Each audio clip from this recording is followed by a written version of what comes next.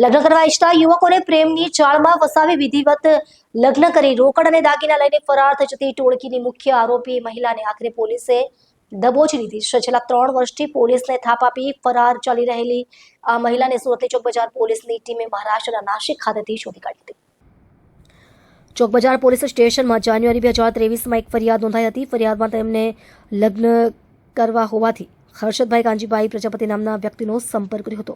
હર્ષદભાઈએ તેમની મુલાકાત મોમીનભાઈ ભાભાભાઈ ગાંચી અને ગણેશ બંડુ ઠેપે સાથે કરાવી હતી. આ લોકોએ ફરિયાદીની મુલાકાત કવિતા સુનિલ વાઘ નામની મહિલા સાથે કરાવી હતી. ફરિયાદીને કવિતા પસંદ પડતા સુરત ખાતે આવેલા એક ઘરે હિન્દુ રીત રિવાજ મુજબ લગ્ન કરવામાં આવ્યા હતા.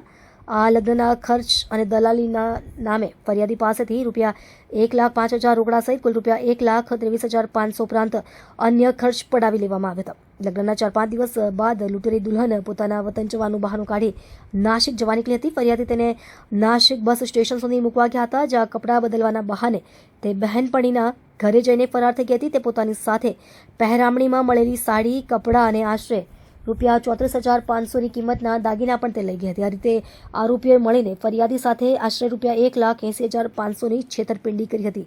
આ ગુનામાં અગાઉ 3 લોકોની ધરપકડ થઈ ચૂકી હતી, પરંતુ મુખ્ય સૂત્રધાર મહિલા કવિતા 3 વર્ષથી ફરાર હતી. ચોક બજાર પોલીસ સ્ટેશનના પોલીસ ઇન્સ્પેક્ટર NG ચૌધરી અને તેમની ટીમને ટેકનિકલ એનાલિસિસ અને અંગત બાતમીદારોના આધારે બાતમી મળી હતી કે લૂંટેરી દુલ્હન મહિલા નાસિકના ઇગતપુરી તાલુકાના તલેગાંવમાં સંતાઈ ગઈ છે. પોલીસ ટીમે ત્યાં દરોડો પાડીને કવિતાબેન પત્ની સુનિલ વાઘની ધરપકડ કરી હતી. આરોપી મહિલાને સુરત લાવી આગળની કાયદેસરની કાર્યવાહી હાથ ધરવામાં આવી છે.